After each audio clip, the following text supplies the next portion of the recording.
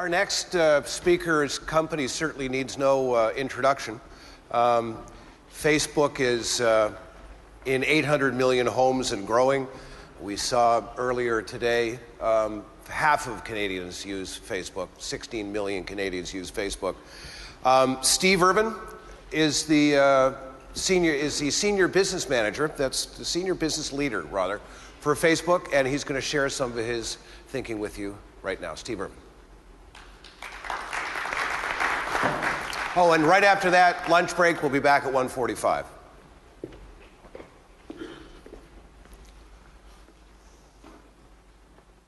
Where'd he go? Cool. Coming.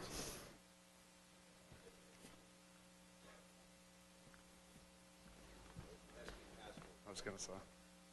Thanks. Appreciate it. I wanted to build the anticipation a little bit. So thank you guys very much for having me today. Really excited to be here and talk a little bit about what some of the things that we're curious about at Facebook right now. And there's been a lot of really interesting talks so far already this morning that I've sat in on about different people doing different things in Facebook, different ways to think about social. And I want to talk to you today a little bit about kind of the things that we're thinking about, and hopefully it can inform some of the decisions that you might make moving forward. So one of the things, we're going to spend a lot of time today talking about the future. And I thought, before we dive too far into the future, one of the things that we spend a lot of time on at Facebook is really studying human behavior, right? Facebook is a network built around people. And so we spend a lot of time actually looking into the past as a way to predict the future. And if you start to follow the innovations that have been made in media over the years and the different communication channels that have become available to us, you start to see a similar pattern in terms of the evolution of these new technologies. All the way back to the printing press in 1440 through to what they're calling the social web today, there's some consistency. And one thing that we've noticed is that across all of those new technologies, the one thing that people always do is they apply the ways they work with the existing media to the new medium. Which is basically to say, at the beginning, because it's new, you don't harness the power of this new channel. And I'll show you a couple of examples how that shows up. So if you think about back to, and I think my favorite example here is the telephone.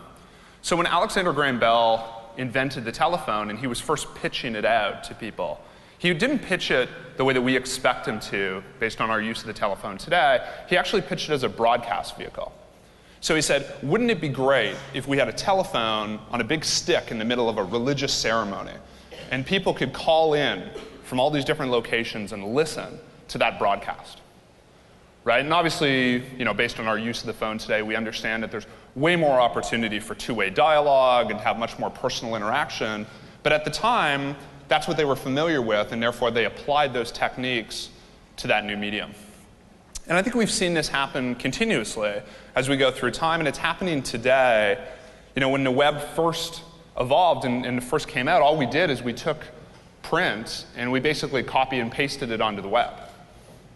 And what we're seeing now with the social web is we're taking TV techniques, which is really the existing medium of choice, and we're trying to apply those to Facebook and get great results. And what we're finding is it's not really yielding the way that we hoped it would. And that's because it doesn't really take advantage of the power, the essence of what platforms like Facebook can do for you. And it's really funny, we talk a lot about, even this conference I think has got social in it. And I always kind of laugh a little bit at this idea of the social web. Because to me it's kind of like, if you look at this picture up here, how many people out there would call this a social party?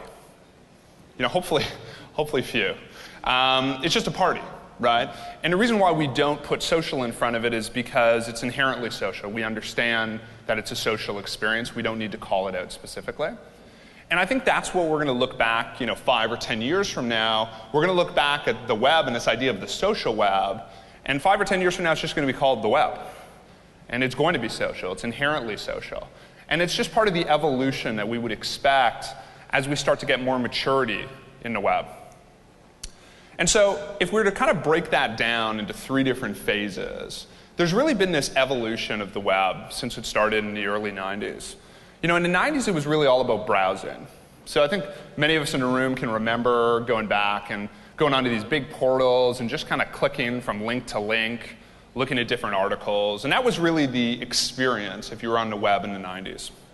When we got into the 2000s, there was just so much information out there that it became really difficult to just click link to link and get to what you're interested in. So that's when search really started to dominate.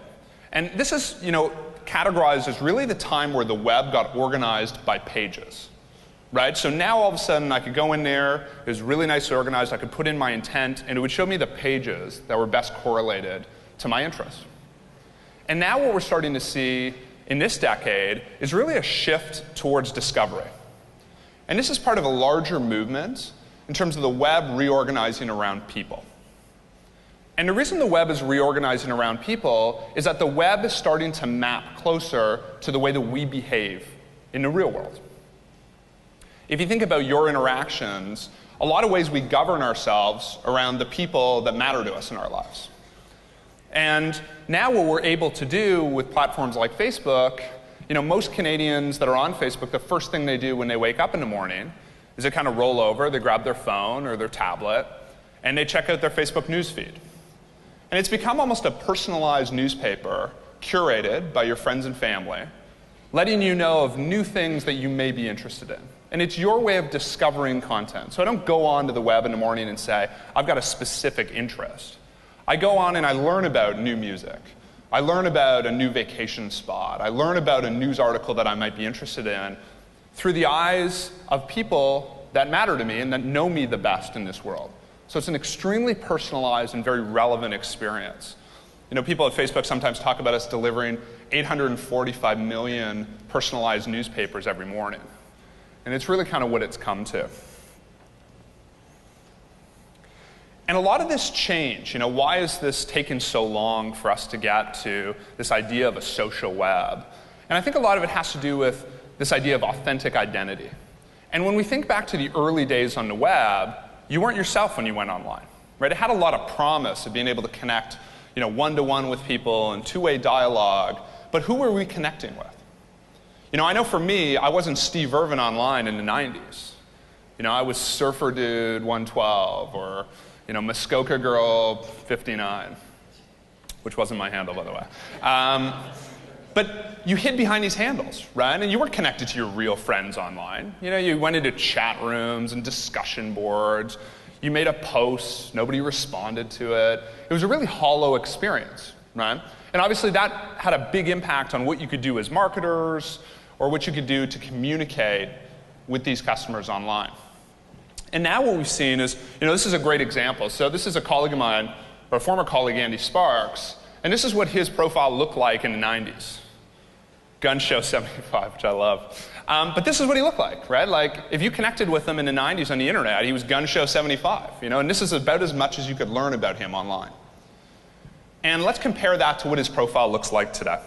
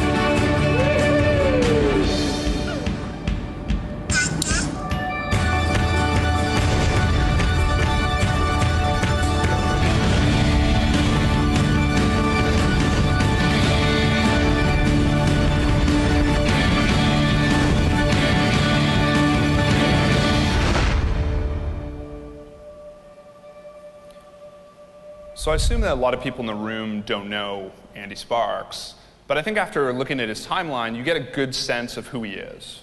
What matters to him, who he's meaningfully connected to in the real world. And you get a really good representation in that short time of what he cares about. And compare that to the early days of Gun Show 75 with an avatar.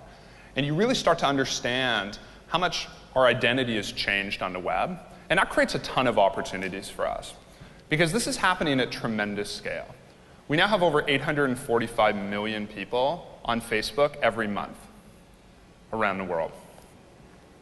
And not only that, the way that they're consuming Facebook, the way that they access Facebook has completely changed as well. In the early days, people thought of Facebook as facebook.com. I access it through my PC, I go on and I have my experience. And now, for most people, it's a multi-platform experience. So we have over 350 million people worldwide who access Facebook through their mobile phones every month. And you can see some of the other stats when it comes to mobile. One of the ones that I always find interesting is that the mobile phone users, people that access through their mobile phone, are actually 2 times more active than those that access through their desktop or laptop. And it makes sense, right? We carry our phones around with us everywhere we go, and the ability to have your social graph and your friends with you at any experience that you're in is really a compelling offering, right? That ability to bring them in and check in on what they're doing is a really exciting proposition for us as people. The other thing that's interesting is how active people are on Facebook. So, we talk a lot about these big numbers, right? 845 million people that are on Facebook every month. A more compelling number for me is we have over 520 million people, so over 500 million people that are on Facebook each and every day. And those people are creating stories like we've never seen before, right? 2.7 billion posts are liked and commented on every day on Facebook. The great news for us in this room is that Canada is one of the most engaged markets for Facebook in the world. And when we look at the stats, you can see how big of an impact we've got here in Canada. 18 million people, 18 million Canadians are on Facebook every month. And 12 million are on every single day. And when we think about this in TV terms, because I'm told, always bring things back to TV terms for big impact. So if we think about this in TV terms, I'm told that an average Super Bowl in Canada gets somewhere around 6 million people tuning in at any given time. So we've got 2 Super Bowls each and every day on Facebook. The other thing that's really interesting, and I think we've seen some stats on our global numbers here today in terms of how many friends we've got on Facebook. So the average Canadian has 262 friends. And this is compared to the global average of 130. So the good news for everybody here in this room is that your message spreads faster in Canada than other markets around the world. If you can do a good job and really engage your audience, engage your fans and friends of fans, you have an unbelievable opportunity to be able to take advantage of Facebook in Canada. The other thing is it's not just about youth anymore. One of the common questions that I always get when I'm out there talking to brands or talking to media companies is, yeah, that's great, but I'm not interested in reaching university students. And although it's absolutely true that Facebook started as a network for university and college students, we now have, with our 18 million Canadians, a pretty representative sample of Canada in general. I would say other than maybe over 70 and under 13.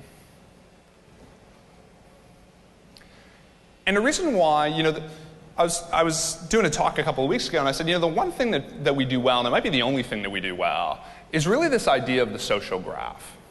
And the social graph is kind of at the heart of what we do at Facebook.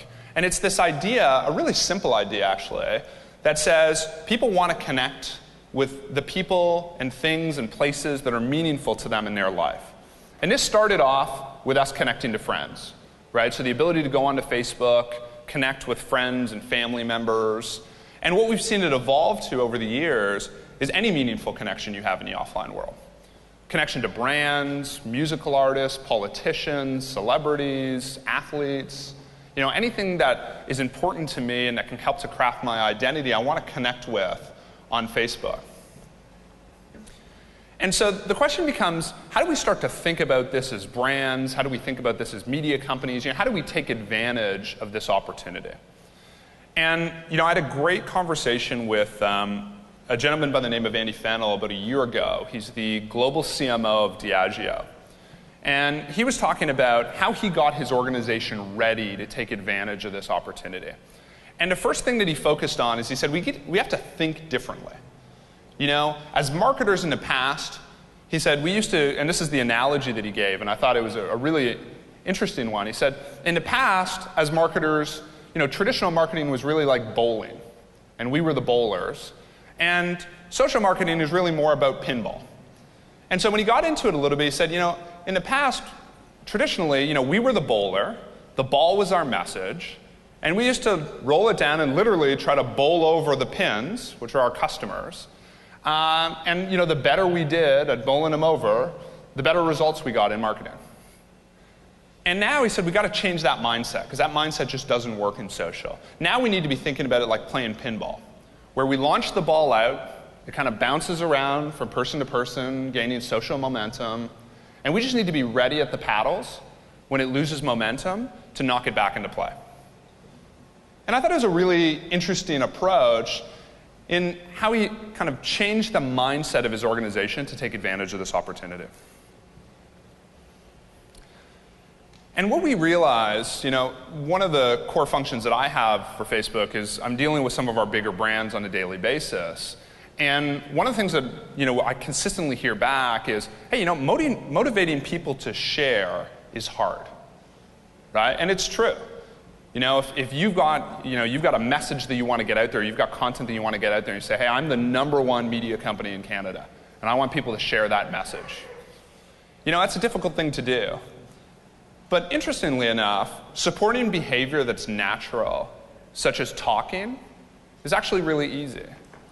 And this is a quote from Paul Adams, who is one of the smartest guys that we have at Facebook. He's our resident social psychologist and anthropologist.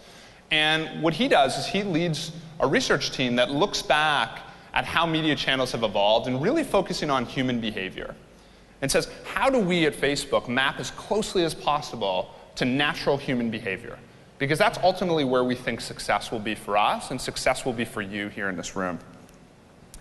And so we've done an extensive amount of research with a lot of leading academics around the world on this concept of why do people talk, right? Because if we understand why people talk, we can start to understand how they can start talking about us, our brands. So once you go through the research, and it's very detailed, and I'm not going to bore you with all the details, but if you synthesize it down, there's really 4 reasons why we talk. Number 1 is to make life easier. Number 2 is to build relationships. Number 3 is to help others. And number 4 is to craft our identity. And pretty much every conversation that we have drives towards one of those 4 areas. I'll give you an example of how this comes to be on Facebook. So this is an example of making life easier, right? So this is a post, and please don't look at these posts for grammatical or spelling excellence, because that's not something that we do well at Facebook. But you'll see here, and for those of you who can't read it, it says, OMG this heat, my hair is so frizzy, smiley face. Come on ladies, what's the best conditioner that won't break the bank? Right? And this is a common post. I'm sure many of you who are on Facebook see a post like this on a consistent basis. It's just somebody saying like, hey, can you make it easier for me when I go to buy my shampoo tonight? Can you make the decision a little easier for me by recommending something? The other thing that we see a lot is this idea of talking just to build relationships. So one of the biggest mistakes that people make is that they focus exclusively on the content. And they think that Facebook, the only way that you can connect and engage with people is content. And what they miss in a lot of that is they realize that sometimes you're not liking the content. You're actually just liking the person, if that makes sense. So a lot of things, and I assume that a fair number of people here are on Facebook, a lot of the things that you like on Facebook, sometimes you're just liking them to show your friends that you're listening.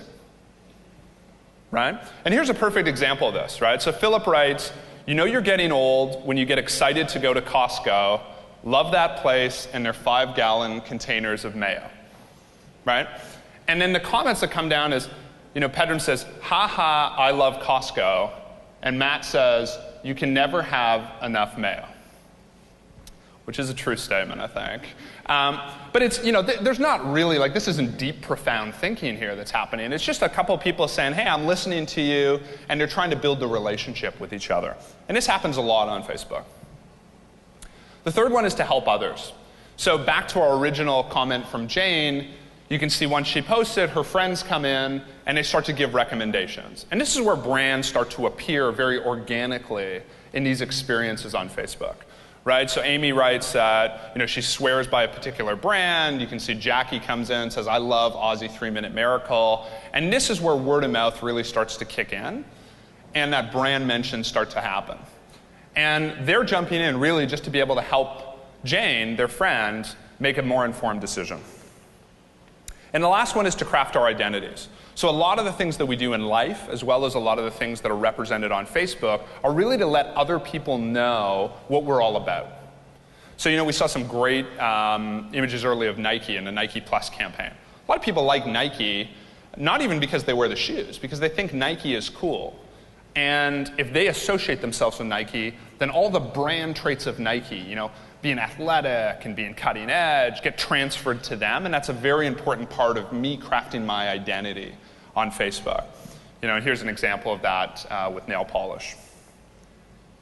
So the one consistent theme, and I would almost say if there's one thing that you should remember coming out of the talk today that can really help you in terms of understanding how to be successful on Facebook, it's this idea of frequent, lightweight interactions. I'm just calling it FLY, because it simplifies it for me. But it's this idea, you'll notice in all these interactions, it's not about these deep, write 10 paragraphs about why you're the best service provider and list out all the facts. Right? I had somebody come up to me the other day and say, yeah, this is great, but I'm not a sexy brand like Nike or one of these other brands. I sell nails and hammers. And when you think about it that way, you kind of put the limit on yourself. Because nails and hammers are really just an opportunity for you to build your dream house. It's the tools you need to be able to spend more time with your son or your daughter, right? And that's how it manifests itself on Facebook. It's not about facts, it's about feelings. And if you stay light and you're always on and you're always connected, this is the type of way that you build relationships. And we know this because everybody here in the room has got relationships with people in the real world.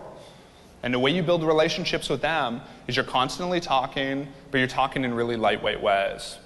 And that's typically how relationships are formed and maintained. And this is backed up by the numbers. So we went in and did a lot of research on the median number of words in a post on Facebook. And the median number is actually only 11 words per post. And when you look at the comments, it's even less. 5 words per comment. Now we're a little bit more verbose, when we're brands posting, so you can see 16.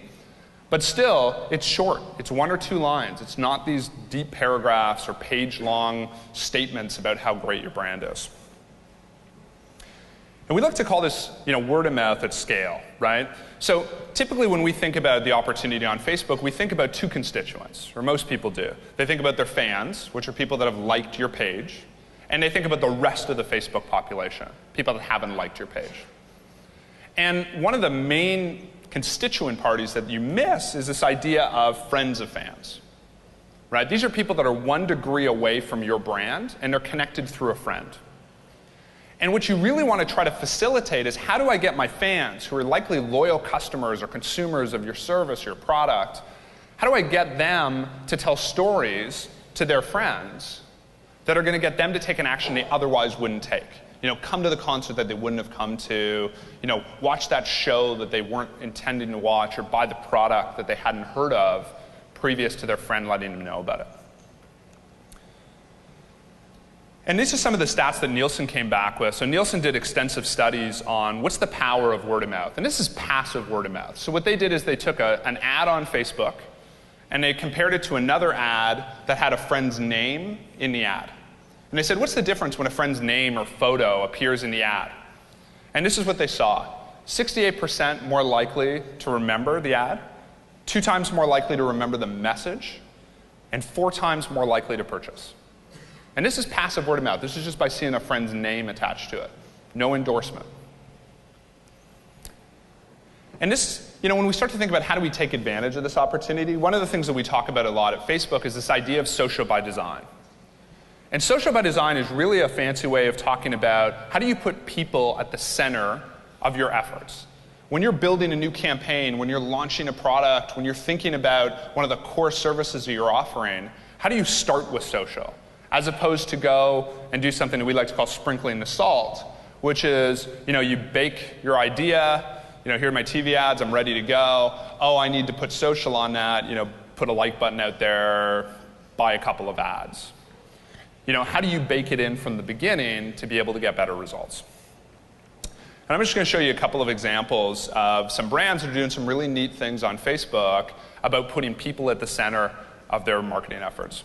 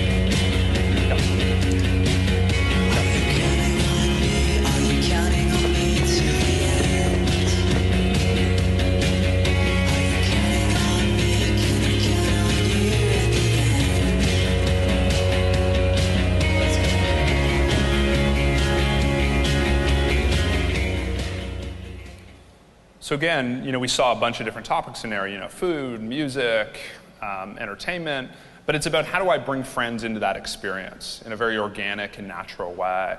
And those are the things that we're seeing that are doing quite well on Facebook, things that you would want to do naturally in the offline world. And for sake of time, I'm going to skip through a couple of these slides and get to... Hi, I'm Gary, product manager. Sorry, Gary. We're going to have to make There were 20 great photos. and just kind of talk about one really interesting example that I think we've seen show up where really we've seen an industry disrupted. There's a lot of examples of different brands that have been successful on Facebook applying this social by design framework, but one of the ones that I think is the most glowing example is what's happened in gaming over the last 5 years. And if you think about gaming, so imagine everybody here in the room for a second. You don't work where you work today, but we all worked for Electronic Arts 5 years ago. And we're in the gaming market, and we've really got a stranglehold on this industry. We understand it's a mature market. We know that it's all about teenage boys, right? They're the only ones that play games.